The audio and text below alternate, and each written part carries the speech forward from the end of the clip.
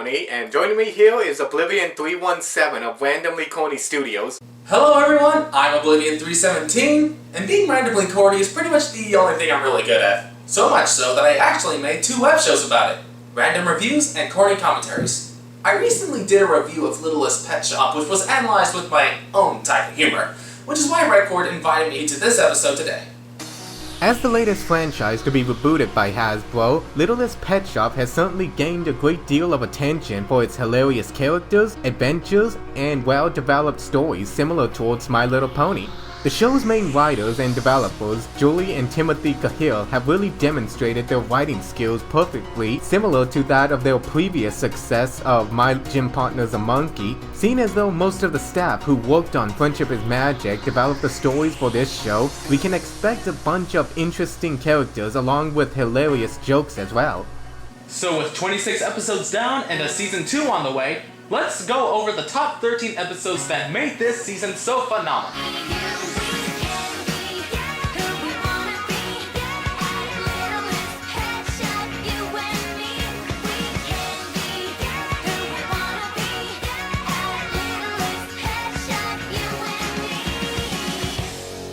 Number 13, Terriers and Tiaras.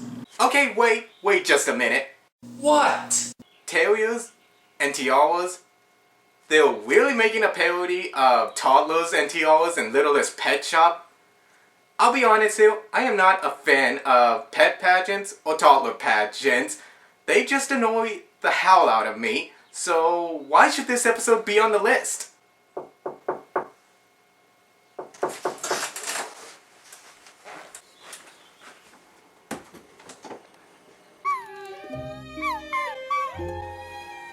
That's not gonna work on me this time, Zoe.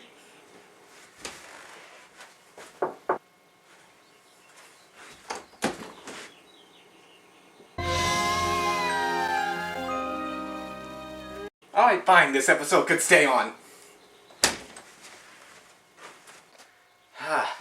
Let's begin. The episode opens up with a pageant director named Christopher Lydecker who was looking for pageant-talented pets for the hit reality TV show, Terriers and Tiaras. After a series of tears, Blythe enters Zoe in the competition. So we are then introduced to the other competitors, as well as the previous winner and most annoying character in the episode, Judy Jo Jamieson. Philippa, pick that bag up right now and try to act professional. So you take that little glorified furball of yours and do your little sorry talent, and then scurry on home and let the big dogs play, you hear? What a bitch. After getting acquainted with the acrimonious competition, Blythe starts to become more competitive and soon becomes obsessed with beating Judy Jo and winning the so-called Ultimate Supreme Miss Congeniality Most Photogenic Most Talented Super Sparkle Grand Supreme Pageant winner of the 6 and Unders. Wow, try saying that 3 times fast. I shall do no such thing!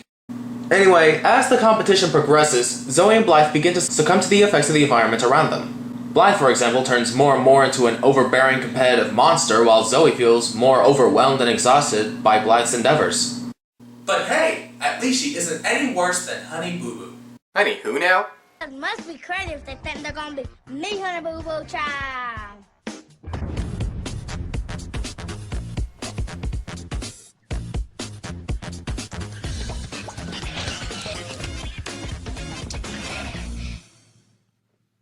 Remember back at Littlest Pet Shop when Blythe said pageants always turn into something ugly? Consider this ugly. I didn't give this episode much credit when I first watched it because I am not a fan of pet or toddler pageants, but over time I started to enjoy the humor and competitive nature of this episode. And not only does this episode parody these kind of pageants really well, criticizing everything from the hype and the competition, but also how it changes everyone involved in ways that are more damaging than the show, not to mention the competitors themselves will let on. The winner of the Downtown City Terriers and Tiaras pageant is...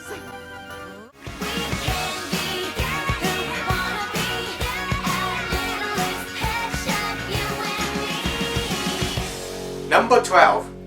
What's in the battle? Hey, Redcord! How do you make your main character credible? How? You give her a breaking point and a limit for her to work in. This episode shines because it shows just what happens when those evil, conniving biscuits push our main character Blythe to her limits. Not only do Blythe and her friends make 200 cupcakes for the Biscuits' quarter birthday, but Young Me and Blythe have to make 200 more cupcakes to replace the ones they made earlier while looking for Blythe's necklace, and lo and behold, the Biscuit twins find it. The episode also features the Biscuits at their funniest, and just how far they'll go to cover their insecurity. Meow. Like, meow. They're gonna have to try harder to cover that up. The subplot with the pets helping Blythe look for her necklace also works itself into the resolution of the episode really well.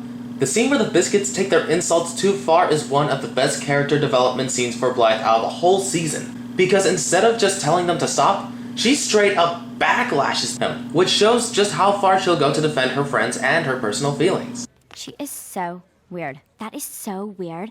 I was just gonna send you a text saying how weird I thought she was.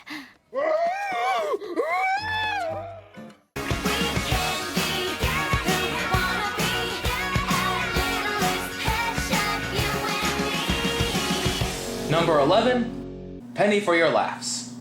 If you're looking for an episode with great character depth, I recommend Penny for Your Laughs. Pepper tries out a new comedy routine that involves pointing out a character's flaws and ridiculing them in a comedic style known as satire. At first, the pets were okay with her new comedy style, unless it's them she's insulting, and decide that enough is enough before she hurts someone's feelings.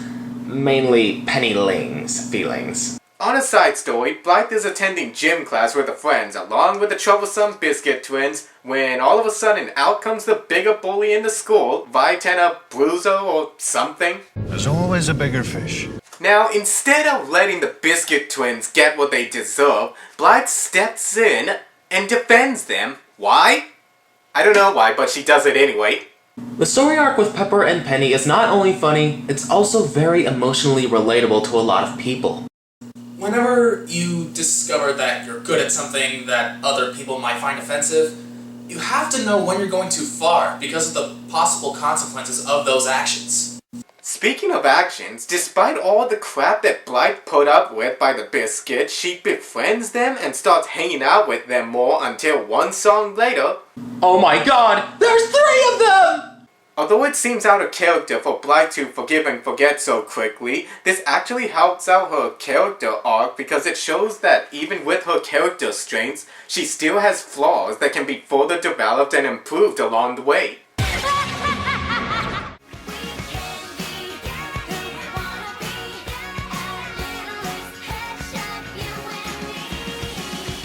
Number 10, What Did You Say? I'll be honest, when this episode came out, I was really surprised because this show is all about Blythe interacting with her friends at the pet shop and suddenly losing her ability to speak to them is really shocking because then what would the show be without her able to speak to her pet friends? The episode opens up with a simple rainy day, and Blythe is sick with the flu, so she makes her way down to the pet shop to inform Mrs. Tromley and discovers that she can no longer understand what the pets are saying. OMG. I can't understand a word you're saying! We also get a hilarious subplot involving Vinny and a dumpster fly, as Vinny is hauled away to the dump where he then meets up with a rat that helps him get back to Littlest Pet Shop. So the worst is over, right? Well, so you may think. Vinny is almost eaten by dogs, pecked by birds, and abducted by one of the most annoying little girls in the show. Now! Give the baby a kiss! Baby needs a bottle! I got the party food, Princess Precious! While Vinny is away, Blythe and the pets try to figure out why she can't hear them talk, which then leads into my favorite song out of the whole season, Humanarian. A humanarian, you can be a humanarian. Take a temperature and make a plan, because we need to cure this sick human. The song is outstanding with creative lyrics and the style of animation that gives it that sort of 80s music video look. The episode is certainly one of the best well-made ones of the season, and the song has an amazing sound to it. But just the one issue with this episode that I'm sure a lot of others might agree with is the whole reason why Blythe lost her ability in the first place. What? I'm not saying it's bad, but I just feel like they could have done it in a more interesting way. Well, it was worth a shot.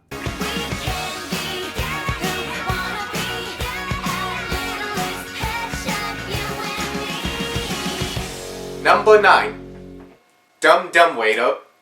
This is an interesting episode for quite a few reasons. For one thing, seeing Penny Lane suddenly become very proactive and aggressive in challenging situations is an interesting development for her because she's a character who's usually very reserved and quite content with being the cute and non-aggressive one in the group. Being impossibly cute can be such a burden. It's also a great commentary of feminism and a great example of why you shouldn't mess with pandas. While the girls are away, the boys spend their time doing average boy stuff, such as burping, relaxing, and singing about the perks of being a guy in a well-animated pet version of the West Side Story song, When You're a Jet. If you're a guy, you don't need any girls. Come on and let's try to do some manly dance twirls. But eventually, they become bored without the girls. Not only is it catchy, it also scored Littlest Pet Shop its first Daytime Emmy nomination for Outstanding Original Song in Children and Animation. In addition to all that, who doesn't love some good old-fashioned claustrophobia humor? Because when you put characters like Zoe, Pepper, and Minka in the same confined space for a long period of time, that's exactly what you're going to get.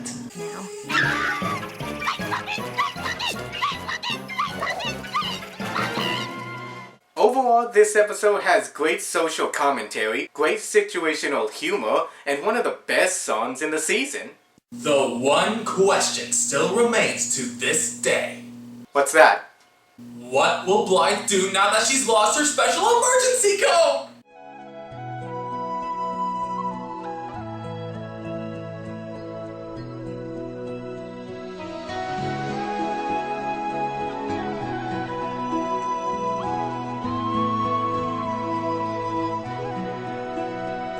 You know, she could always get another one. Don't ruin the moment.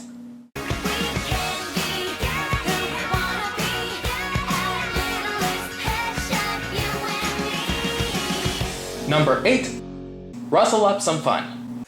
Russell is my favorite character out of the whole show so far, and to have an episode about Russell's overbearing concern for safety and organization was really a great way to start developing his character. It's cliche, but it still works. The voice of Russell is played by Samuel Vincent, who did an excellent job in playing his character similar to that of Ed from Ed, Edd n Eddy.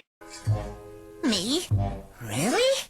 The main difference between these two is that Doherty was never appreciated for his organization and his well-mannered principles, whereas Russell is appreciated to a certain extent, but still has his flaws to over-exaggerate every situation. And that's what I mostly like about this character. While Russell has his own issues to go through, Blythe's friend Susan goes through a similar one where she tries to imitate Blythe because she thinks Blythe is cooler than her. These two subplots work really well with each other, even influencing each other at certain points. While the song Fun Being Fun was really catchy and well animated, it also transitioned nicely into Russell's new persona. It shows fun Russell doing everything that serious Russell wouldn't touch with a 39.5-foot paw, which serves for some great juxtaposition for Russell's character. This episode also gets extra points from me because when I was younger, I was a lot like Russell. Very uptight, fussy about rules, and constantly serious.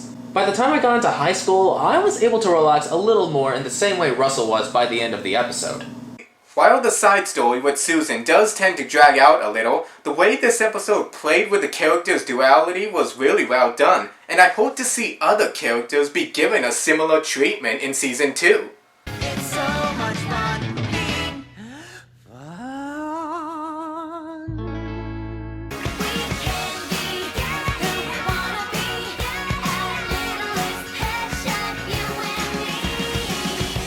Number 7.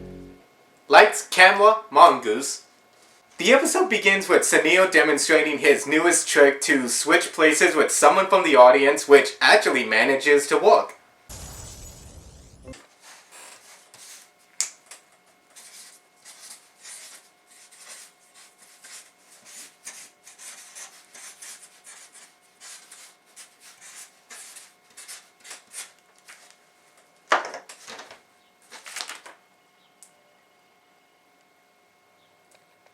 Luckily, Penny Link is okay and informs the group that their favorite movie star Mongoose, Sharuk, is filming right down the street, and by luck, they manage to meet him in person. As we cut to the next scene, we find Sharuk is unhappy without a little quality time to himself, while Celine believes the celebrity life is more fun and acknowledged. So both decide to switch places for a while, which then leads to Sharuk's song explaining his life as a superstar. Got an honorary degree from every single major university. I think it's funny, but don't ask me. I pay other people to laugh for me. I'm really starting to like how some songs can explain almost anything. If you want to learn geography, there's a song for that. Want to learn how to tie your shoes? There's a song for that too. Want to learn how to ride a unicycle while juggling chainsaws through a minefield? Damn, I was really hoping to do that for America's Got Talent. The song Superstar Life is both fun and visually phenomenal, as it takes a unique approach by having a sort of Bollywood setting and plays on the idea of the idolized life of a celebrity.